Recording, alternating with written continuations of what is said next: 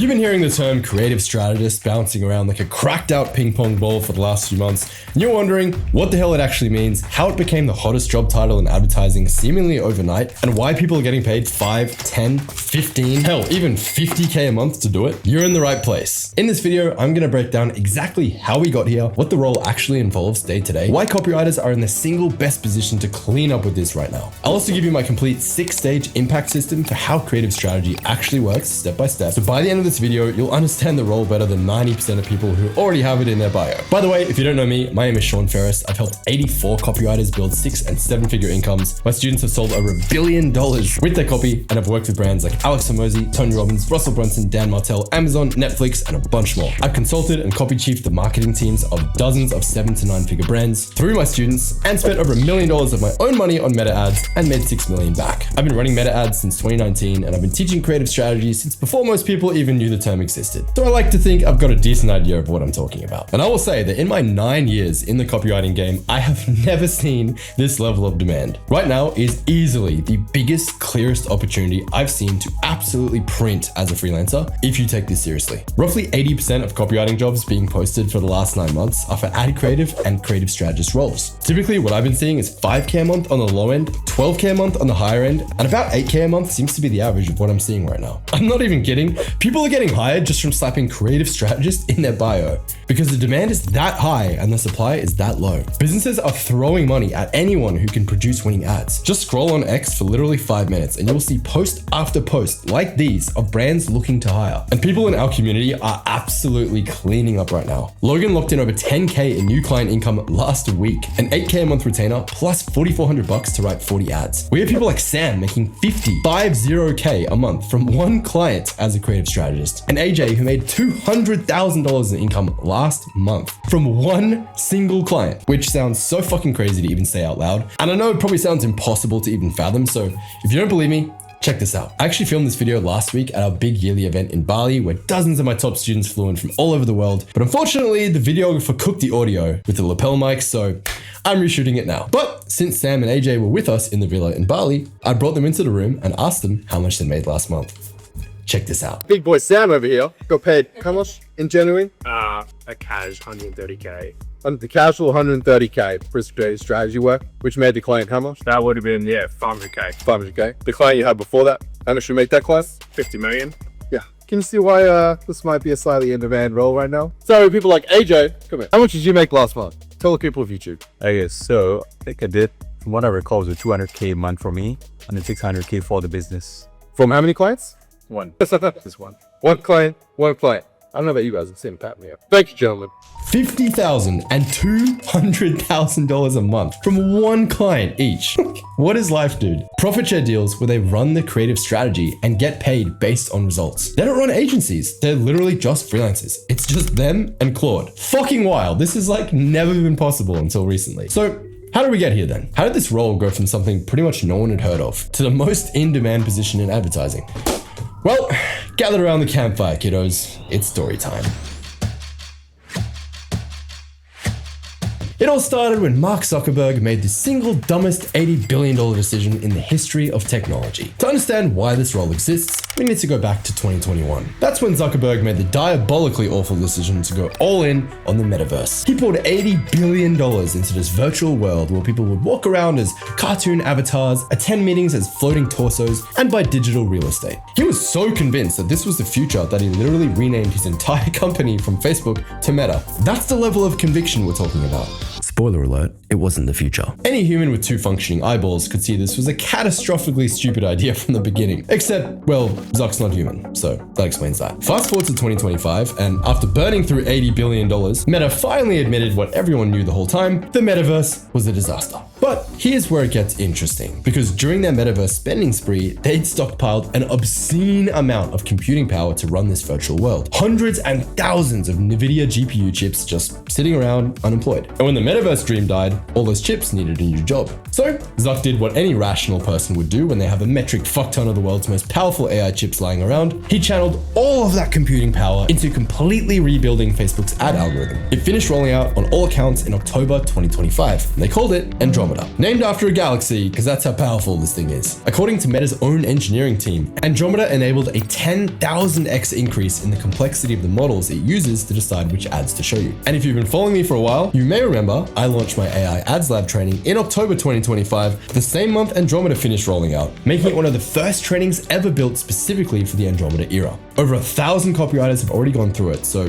when I say I've been on this since the beginning, I mean literally since month 1. So what does this actually mean in plain English? The old Facebook algorithm, you tell Facebook, hey, show my ad to women aged 25 to 45 who are interested in fitness and yoga. You pick the audience, you control the targeting, you run 3 to 5 ads with 3 to 5 different hooks and see what sticks. The new Andromeda algorithm says, fuck your targeting, I know everything, and I really do mean everything. Meta has roughly 50,000 data points on the average user. They don't only own Facebook, Instagram, and WhatsApp, but all these tech giants have these sneaky backdoor deals with each other where they share data. So Meta knows your search history, what apps you have installed, who you talk to online and offline. They know the places you visit, what content you watch, what you're interested in. They know you're watching this video right now. That phone in your hand, they're listening to your phone microphone. They even know your facial expressions as to how you react when you're watching content on their platform. And if you don't believe me, look at this patent they filed 12 years ago. This is publicly accessible on Google right now. You can Google it and see for yourself. Frankly, Meta knows you better than you know yourself. They know you just had a baby before you even posted about it. Because you've been searching for cribs, driving to the hospital, visiting pregnancy forums. They know you just got a puppy, pet store purchases, vet appointments, dog food searches. Hell, they even know if you're about to get divorced. Late night scrolling patterns, searching for lawyers, reading relationship articles. So if you ever felt like your feed is reading your mind, it's because it literally is. So then what does the algorithm need from advertisers now? Well, it doesn't need you to tell it who to target.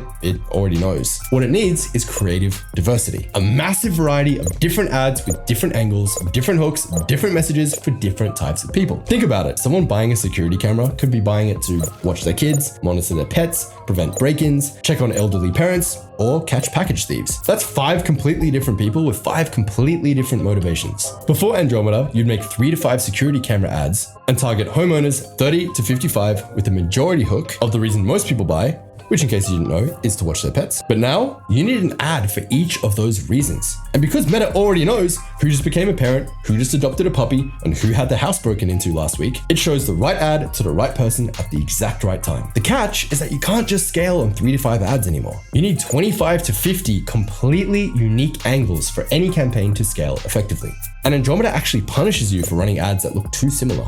It has a creative similarity score now, and if it's too high, then your costs go through the roof because the algorithm treats all your similar ads as one ad. This means that every campaign you run needs its own set of 25 to 50 unique ads. Think about how many products the average e-com store has. Dozens, maybe hundreds. Every single product they're running needs to have its own set of 25 to 50 ads. Check out this 9-figure e-com giant in Australia, Happy Mammoth. They're running 9,000 active ads on Meta right now. That is a fuckload of ads, and someone's got to make and manage them. That someone is called a creative strategist, or in this case, an army of creative strategists. That is why brands are desperately hiring right now. They don't just need someone who can write a bit of ad copy, they need someone who can own the entire creative engine end to end. Research the market, come up with different unique angles, write the scripts, produce the creatives, launch the campaigns, and continuously test and iterate based on real performance data. That's what a creative strategist does. And even though this term has technically been around for decades as an in-house name in marketing agencies, it didn't become popular until late 2025 after Andromeda rolled out because most brands frankly didn't even realize for months that Andromeda was a thing, which is why we're only seeing this aggressive hiring spree happening now. So now you're up to speed on how we got here, you might be wondering, what the hell does a creative strategist actually do then? Let's get specific, because when I first heard this term, I thought it was some ethereal high-level agency title like you're the director of creativity, you wear a black turtleneck, drink espressos in your glass corner office and say shit like omni-channel visual narrative in meetings. Then I realized, oh, dumbass, creative equals ad creative, as in ads, as in ad strategist, as in the person responsible for making ads that print money. Sound familiar? I actually posted about this on Facebook when I had this revelation and got roasted on the Copy That webinar in front of 1,000 copywriters for oversimplifying it. Alex Myatt said I was half correct, which is disappointing, but nowhere near as disappointing as Sean McIntyre's impression of my Australian accent. It's over for copywriters. Everyone wants a creative strategist now. Bruh, a creative strategist is literally just a meta ads copywriter. Calm down. I'm actually not trying to mock him. I really respect Sean, and Lift your game, Sean. So in the spirit of being fully correct this time, let me break down what the role actually involves. A creative strategist essentially owns the entire creative engine for a brand's paid advertising. You're the person responsible for figuring out what ads to make, why to make them, getting them made, and then tracking what works so you can do more of it. In practice, that means you need to research the market and the audience. You need to come up with unique ad angles and hooks. You need to write the scripts. You need to produce the actual ad creatives, whether that's videos, static images, UGC, whatever. Or in most cases, they'll have their own video editors, so you'll just need to give those editors briefs on what to do. Then you need to launch the campaigns, and then you need to test, analyze the data, scale the winners, kill the losers, and keep the whole machine running so the brand can scale. Now, that's a lot of stages to remember. So I spent way too long coming up with a crafty little acronym to help you keep it straight. I call it the impact system. 6 stages, here's how it works. I is for intel.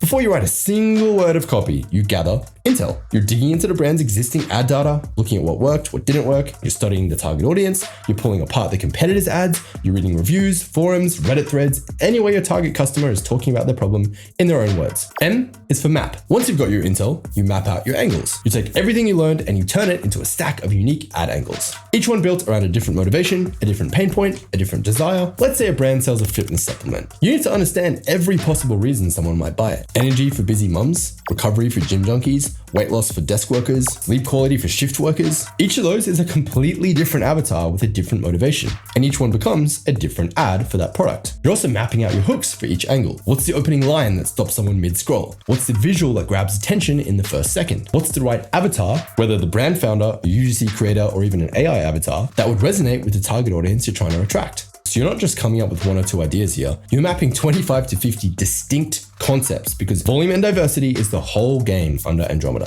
And then we have P for pen, or in this case, a giant ass pencil. Now it's time to write. You take each angle from the map phase and you pen the actual scripts and copy. Video ad scripts, static ad copy, UGC briefs, hooks, calls to actions. This is also where AI tools like Claude become your secret weapon, because you can use them to crank out first drafts and variations significantly faster than doing everything from scratch.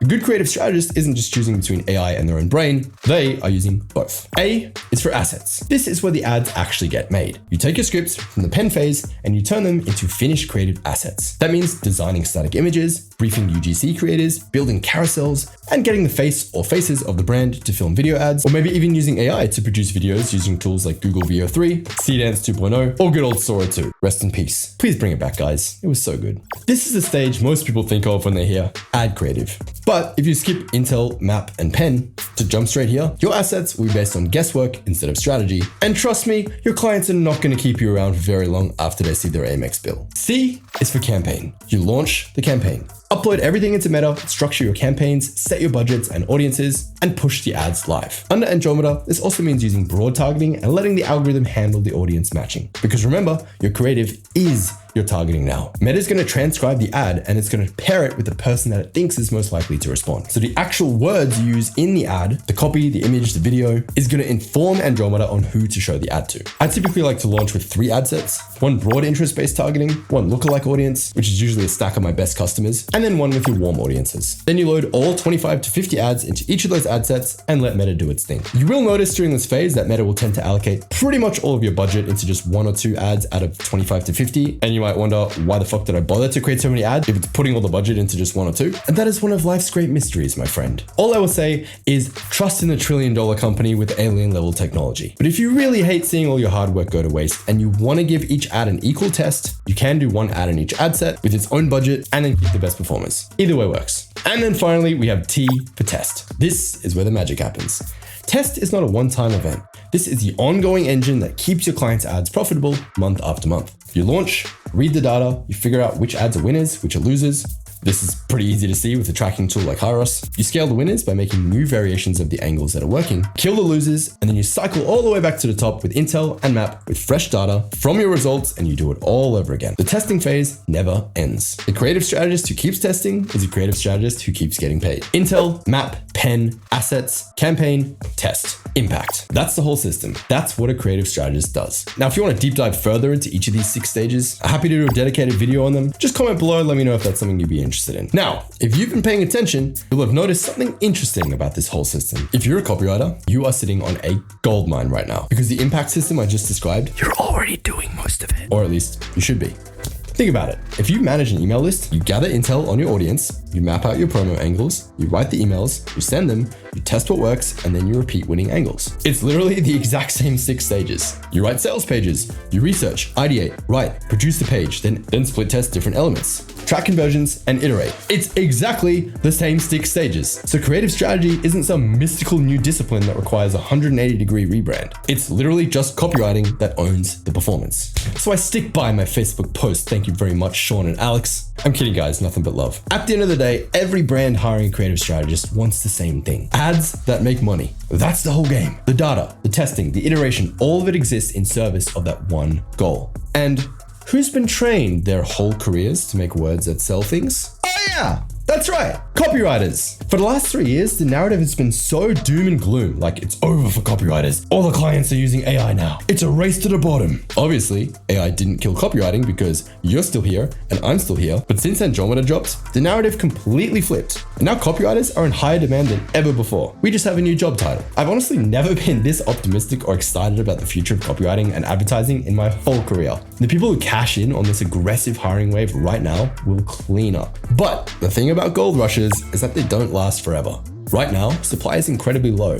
There just aren't enough people who know how to do this properly. That's why you're seeing people having brands reach out to them, looking to hire just from literally having creative strategists in their bio. But that window will close. Once enough people skill up and these positions get filled, the easy money dries up. Just like any new opportunity, the people who move first in the next few months are the ones who will lock in the best clients while the demand massively outstrips the supply. So if you're watching this thinking, I want in, I put together a short video that breaks down the creative strategist opportunity and how a brand new creative strategist breakthrough works. If you're serious about this opportunity, click the first link in the description below before everyone else watching this video steals your clients. I'll also be doing a full deep dive video on each stage of the impact system. So once again, drop a comment if that's something that you watch. And make sure you subscribe so you can see them when they drop. And if you want to see my full reverse outreach client getting system in action, watch this masterclass to learn the reverse outreach system we've used to take 84 copywriters from 0 to 10K a month and more. That's it for this one. Hope you got a lot out of it. Subscribe, click here to watch this next. I'll see you there.